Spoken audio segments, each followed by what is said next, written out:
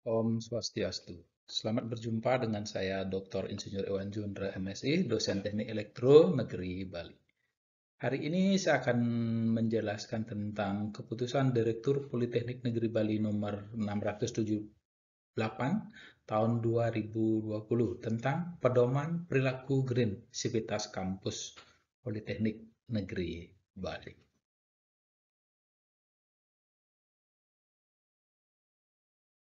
Kita saat ini hidup di dunia ini tidak bisa terlepas dari alam, ya. Dari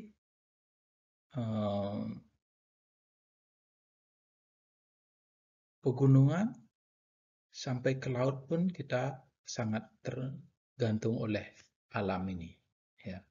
Sehingga alam menjadi suatu hal yang penting bagi kehidupan manusia, ya. Nah, dengan demikian maka manusia harus bersahabat dengan alam. Di Bali, kita kenal bagaimana kita harus membangun hubungan baik atau hubungan harmonis antara manusia dengan alam. Ya. Jadi hubungan harmonis ini kita harus jalin dengan alam. Ya. Kita harus paham bahwa alam ini sangat kita butuhkan. Ya. Sehingga kita harus sampaikan kepada semua orang bahwa alam ini penting. Ya.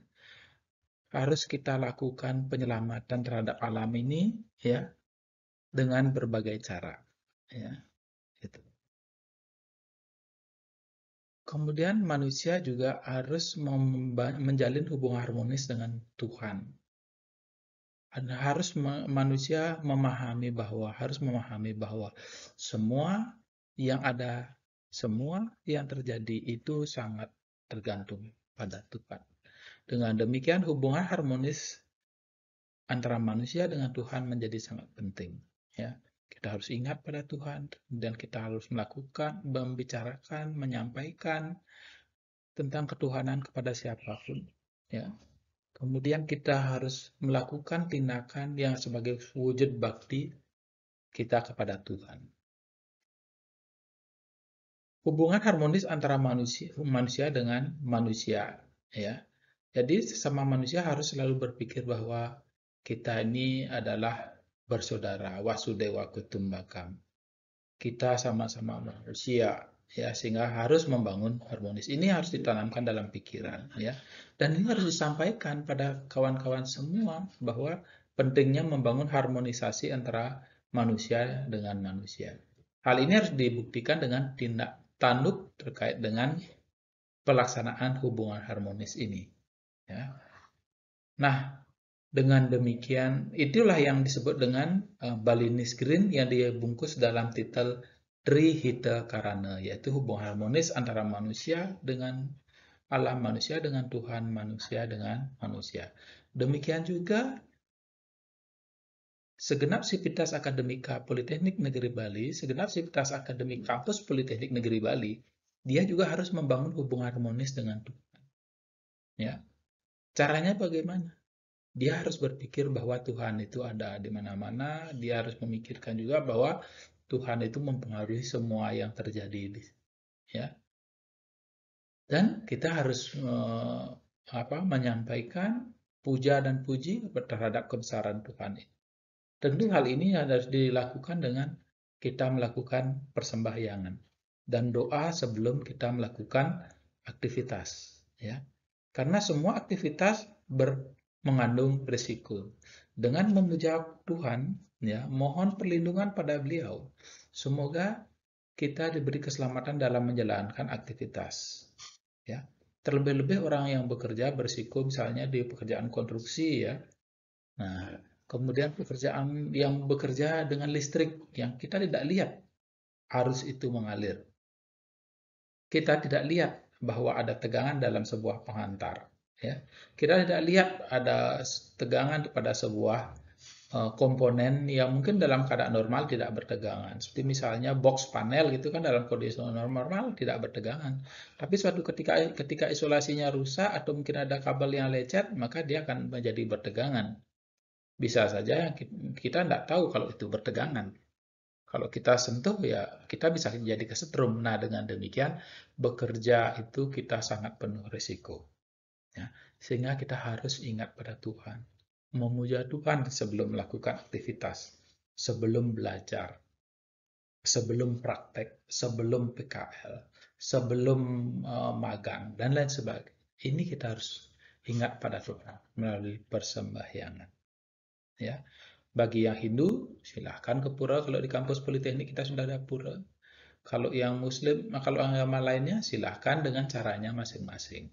Ya, itu. Jadi ini yang menjadi pedoman bagi segenap sivitas kampus Politeknik Negeri Bali.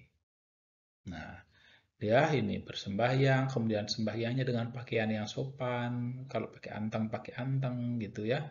Jangan pakaian seksi ke pura gitu. Atau apalagi tidak pakai sentang seperti begini ya. Nah, ini kita harus menyampaikan sebuah persembahan juga ya, seperti ini ya. Jadi inilah wujud bakti kita kepada Tuhan, sehingga semua pekerjaan yang kita lakukan kita persembahkan pada Tuhan sebagai pengatur semuanya. Nah, hubungan harmonis segenap sivitas kampus Politeknik Negeri Bali terhadap alam ini diwujudkan dengan ya bagaimana kita harus membuang sampah pada tempatnya. Jangan dicampur sampah organik dengan non-organik, plastik harus taruh di sini semua. Ya. Sedangkan yang lainnya taruh di sini. Ya. Jadi dia punya tempat sampahnya masing-masing, non-organik taruh di tempat sampah non-organik, kemudian yang organik taruh di tempat sampah yang organik. Ya. Itu plastik dia harus ditempatkan di daerah yang tong sampah non-organik. Nah, kemudian kita mengurangi seoptimal mungkin menggunakan plastik, ya, sehingga minum kita bawa aja sendiri dalam bentuk tumbler. Nah, ini saya selalu membawa tumbler, ya, selalu membawa makanan dari rumah, sehingga higienis dan tidak menimbulkan plastik di kampus atau dimanapun kita lagi beraktivitas. Jadi penting sekali kita melakukan ini. Nah, itu ya tindakan-tindakan yang harus kita lakukan. Kurangi hal-hal yang menggunakan energi, sumbernya dari alam. Kertas harus kita minimalisir penggunaan kertas. Coba bayangkan kertas kita pakai terus kita buat bertumpuk seperti begini, laporan-laporan begini ya. Kemudian memenuhi ini. Padahal ini dibuat dari batang pohon, dari jerami ya. Ini sumbernya dari alam. Ya, listrik harus dipadamkan ketika kita tidak membutuhkan. Jangan siang-siang kita sudah pakai listrik. Nah, ini bahkan pemborosan. Ini artinya kita mengeksploitasi alam tersebut. Ya. Jadi ini yang tidak boleh dilakukan. Jadi orang sivitas kampus Politeknik Negeri Bali harus memahami ini. Air harus digunakan secara efektif, efisien. Ya. Jangan air dibiarkan kerannya terbuka. Apalagi ketika Anda masuk ke suatu tempat, misalnya ke toilet, ada cuci tangan, dan lain sebagainya. Ketika airnya mati, Anda tuh membiarkan keran terbuka, sehingga nanti ketika air mulai normal, airnya akan terbuang. Itu tidak boleh dilakukan. Jadi kita ini harus peduli bahwa kalau nanti airnya hidup, ini jangan sampai terbuang. Ketika selesai dipakai, jangan dibiarkan keran itu terbuka, harus ditutup. Ya. Nah, itu yang harus dipahami oleh segenap sivitas kampus. Sumber-sumber energi harus digunakan secara efektif, efisien, sehingga tidak mengeksploitasi alam ini. Jadi, listrik digunakan secara efisien, kemudian kertas kalau tidak perlu jangan menggunakan kertas, air kalau tidak perlu jangan menggunakan air, ya. Kemudian pohon jangan ditebang sembarangan karena kita membutuhkan oksigen dari pohon, kemudian kita membutuhkan cadangan air dari akar tumbuhan ini. Nah, ini penting sekali sehingga alam ini harus kita jaga. Kita harus menanam pohon sehingga alam kita ini tetap lestari. Nah, itu. Makanya kearifan lokal di Bali, pohon-pohon besar itu biasanya diberi kain loreng. Itu tujuannya apa? Supaya pohon besar itu tidak ditebang. Ya, supaya tidak ditebang. Nah, dengan demikian maka alam ini akan menjadi lestari. Nah, ini yang menyangkut dengan terkait dengan pelestarian alam. Jadi, Sivitas Kampus Politeknik Negeri Bali harus betul-betul aware dengan alam ini. Ya, kalau misalnya ke kampus atau ke suatu tempat kita makan itu terus makan, setelah kita makan menimbulkan sampah plastik, itu harus disimpan, dibuang di tempat sampah non-organik. Kalau tidak misalnya ada tempat sampah non-organik ini, Anda harus kantongi dulu sampai nanti ketemu tempatnya ini. Bawa pulang atau taruh di tong sampah ini, ya, sehingga tidak mencemari alam. Plastik itu membutuhkan ratusan tahun untuk dia bisa terurai di dalam tanah. Nah, ini segenap Sivitas Kampus Politeknik Negeri Bali harus memperhatikan bagaimana dia harus berkomunikasi aktif dengan alam. Hubungan harmonis ini harus dijaga. Nah, hubungan manusia dengan manusia, jadi manusia segenap Sivitas Kampus Politeknik Negeri Bali, dia harus memahami bahwa sesama manusia ini sesungguhnya bersaudara. Kita harus saling sapa, harus saling mengasihi, saling menjaga. Sehingga kalau di lingkungan kampus politeknik menemukan kawan yang lain, ya harus kita bersapa, say hello, dengan salam Om Swastiastu. Nah, artinya kita sudah mendoakan orang itu supaya dia itu berada dalam lindungan Tuhan, bukan main arti sebuah salam yang sederhana Om Swastiastu. Nah, itu misalnya.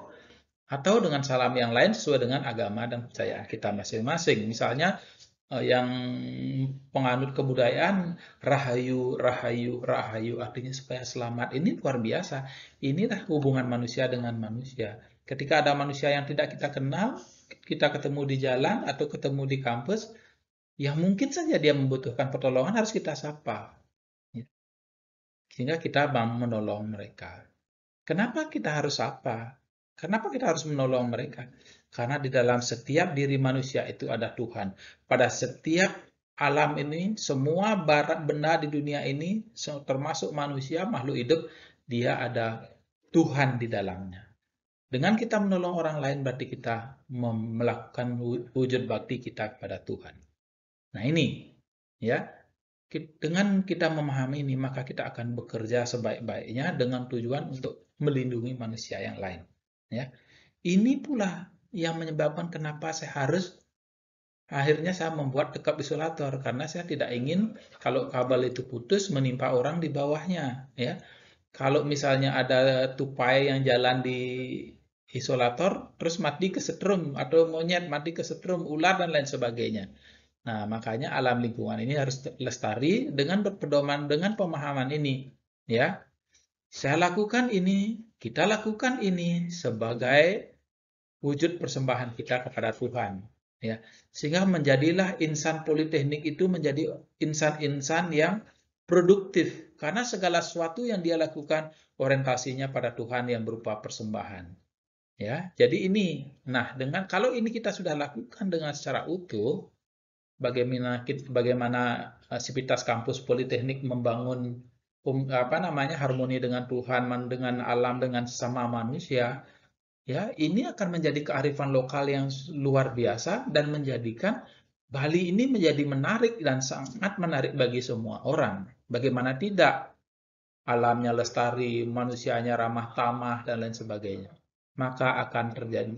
Nah, jadi kalau kita sudah ramah begini, otomatis ya tidak peduli apa latar belakangnya, ya tak peduli siapapun dia, ya. Nah, jadi kita selalu menjalin hubungan yang harmonis, ya. Sehingga sehingga segala sesuatu yang kita lakukan ini adalah persembahan kita kepada Tuhan. Sehingga jadilah kita manusia-manusia produktif, ya. Jadilah misalnya orang elektro ahli di bidang terampil di bidang elektro, dia menunjukkan keterampilannya sebaik-baiknya sehingga membantu manusia lainnya menjaga alam sehingga ini menjadi persembahan kita kepada Tuhan. Nah, dengan demikian kita akan menjadi sungguh-sungguh dalam melakukan segala hal di dalam aktivitas kita sebagai segenap sivitas kampus. Melayani mahasiswa, melayani guru, melayani dosen, melayani pegawai, dan lain sebagainya. Membangun interaksi inilah wujud bakti kita kepada Tuhan yang harus kita selalu pelihara dan pupuk. Sehingga Bali, kemudian Politeknik Negeri Bali ini menjadi menarik bagi semua insan di seluruh dunia ini. Maka jika ini kita mampu wujudkan, maka akan terwujud sebuah perilaku yang disebut dengan green tourism. Nah, jadi inilah akan menjadi green tourism, ya. Jadi turis yang berbasis halal, ya. Ketika orang lain hanya berpikir green itu hanya berbicara urusan manusia dengan alam, itu tidak cukup. Kalau berbicara green tourism, kita harus berbicara 3 hal itu. Manusia dengan Tuhan, manusia dengan alam, kemudian manusia dengan manusia. Ini harus menjadi satu kesatuan yang utuh, inline semuanya, ya. Harus kita lakukan semuanya. Karena di dalam semua itu, baik manusia maupun alam, ada Tuhan. Kita memelihara alam, kita menjaga membantu seorang yang lain, berarti kita melakukan bakti kepada Tuhan. Betapa luar biasanya konsep ini. Dengan demikian, maka green tourism ini harus kita wujudkan bersama. Untuk mewujudkan green tourism, kita harus berpikir bagaimana. Itu konsep green tourism yang saya sampaikan. Harus Anda pikirkan, harus kita omongkan, sampaikan kepada siapapun, sahabat, orang di sekitar kita, orang di luar kampus politeknik, kepada tamu, vendor, dan lain sebagainya. Kemudian kita harus berbuat 3 kerangka tadi. Jadi kita tidak cukup berpikir saja, ngomong saja nggak cukup, tapi harus kita lakukan ini secara menyeluruh. Harus pikirkan, katakan, kemudian lakukan. Nah, inilah yang menjadi pedoman perilaku green. Nah, perilaku green ini kita harus berpikir, berkata, berbuat sehingga akan mampu mewujudkan green tourism. Nah,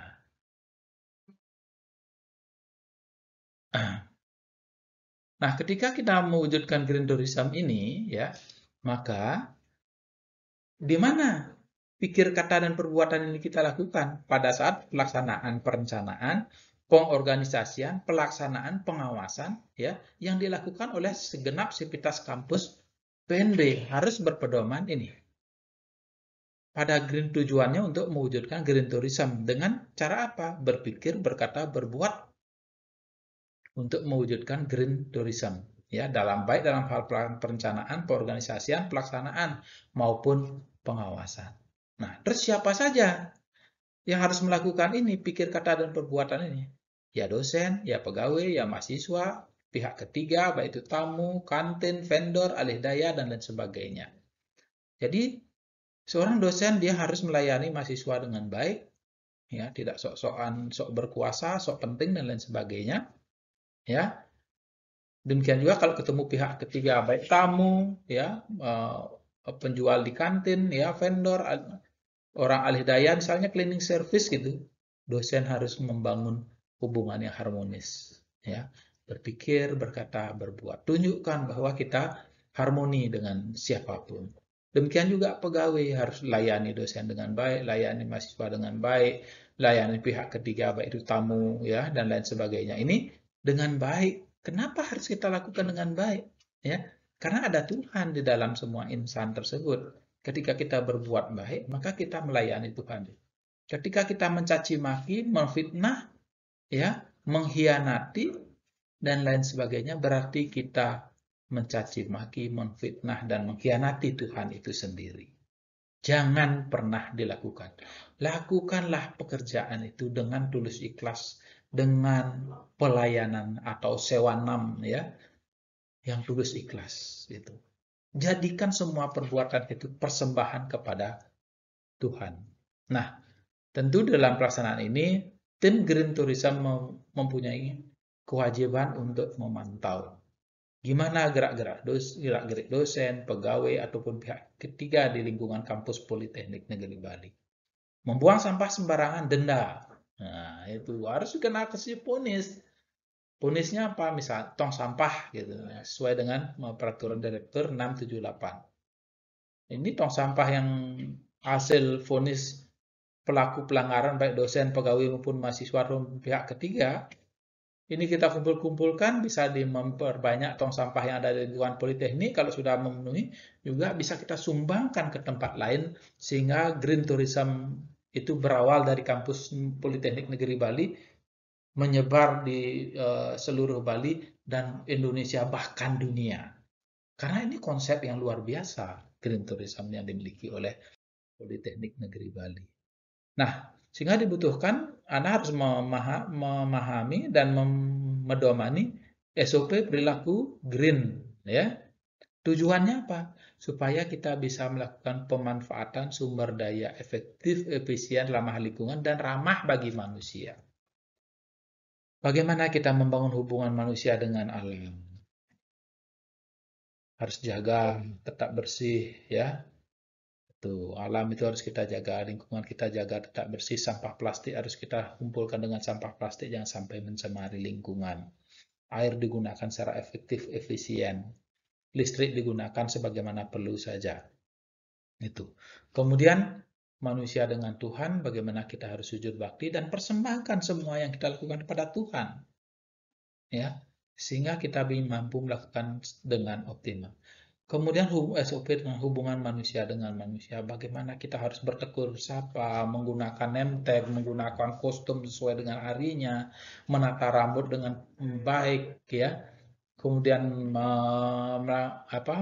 penampilannya sesuai dengan peraturan yang berlaku, ya. Jangan ke kampus pakai kaos oblong, atau mungkin ke proyek nggak pakai helm, nggak pakai baju proyek, dan lain sebagainya. Ini penting sekali, ini menyangkut hubungan manusia dengan manusia, ya. Sehingga kalau kita pakai baju ini, pentingnya kalau orang lain tahu, oh, bahwa ada manusia di situ, karena ada spotlight-nya, warnanya juga mencolok, gitu kan. Nah, itu kalau ini ada helm, kita kalau misalnya ada kejatuhan benda, kita aman. Nah, itu misalnya kalau kita dalam proyek, workshop, dan lain sebagainya. Nah, ini menyangkut hubungan manusia dengan manusia, kita saling melindungi satu dengan yang lainnya. Terlebih di dalam masa pandemi ini, ya, kalau kebetulan saya di dalam ruangan sendiri, kalau ada orang lain, kita harus menggunakan masker dengan baik. Ya, itu. Ini menyangkut hubungan manusia dengan manusia, jangan sampai kita menjadi sumber penyakit bagi yang lain. Ya, bersihkan tangan, cuci tangan, atau dengan hand sanitizer silakan. Nah, ini menyangkut hubungan manusia. Saling mengingatkan ketika ada teman yang lain tidak menggunakan masker, tegur. Ya, ketika ada teman yang lain tidak berperilaku yang bertentangan dengan SOP ini, kita harus berani tegur. Sehingga semua aktivitas berjalan dengan baik. Tentu teguran itu harus dilakukan dengan baik, dengan sopan, sehingga semua menjadi nyaman dengan apa yang kita lakukan.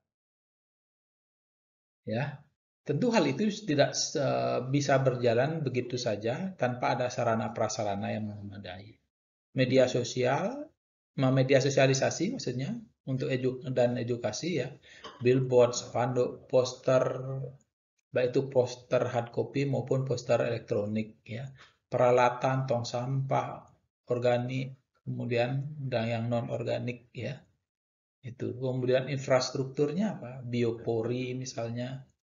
Mau kita ngebor tanah, kemudian kita sampah-sampah organik kita masukkan di situ sehingga dia akan jadi pupuk, bisa untuk memupuk tumbuh-tumbuhan di kampus Politeknik Negeri Bali ini.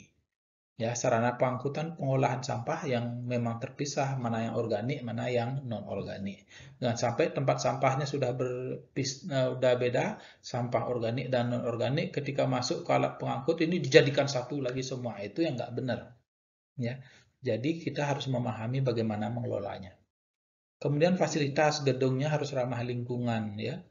Jendela itu jangan buat jendela di timur barat sehingga pagi itu dia kepanasan, kemudian sore itu kepanasan lagi, ya. Jadi buat jendela itu di arah utara maupun selatan, ya.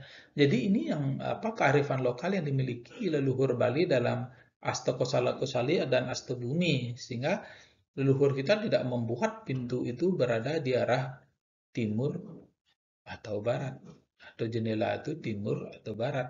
Nah, karena itu akan terkena sinar matahari. Nah, kalau terkena sinar matahari, kita ngidupin AC, jendelanya ditembak oleh hujan, apa maksudnya, sinar matahari, sehingga membutuhkan energi listrik yang banyak untuk mengkondisikan atau mendinginkan ruangan. Nah, perlu kita pahami bahwa kunci sukses dalam menerapkan green tourism ini harus kita mempunyai komitmen untuk mewujudkan green tourism tersebut. Ya, komitmen kita harus menjaga hubungan harmonis pada Tuhan, selalu ingat Tuhan, kemudian berbakti kepadanya, mematuhi segala yang Tuhan arahkan dan menjauhi semua yang dilarang. Kemudian peduli, kita harus peduli pada sesama, ya, peduli pada lingkungan, ya, itu. Kita dengan demikian, kalau kita sudah punya komitmen untuk menjaga lingkungan, punya komitmen untuk menjaga hubungan harmonis sama manusia, maka kita akan peduli pada lingkungan maupun dengan manusia di sekitarnya. Tentu hal ini juga tidak bisa kita bekerja sendiri, harus ada rasa kebersamaan, yaitu bersatu kepada semua sivitas kampus Politeknik Negeri Bali untuk mewujudkan green tourism ini. Terima kasih, demikian paparan saya tentang green tourism ini. Mudah-mudahan dengan green tourism ini, dengan pedoman perilaku green sivitas kampus Politeknik Negeri Bali ini, bisa mengarahkan kita Politeknik mencapai cita-citanya. PNB bisa. Om Santi, Santi, Santi, Om.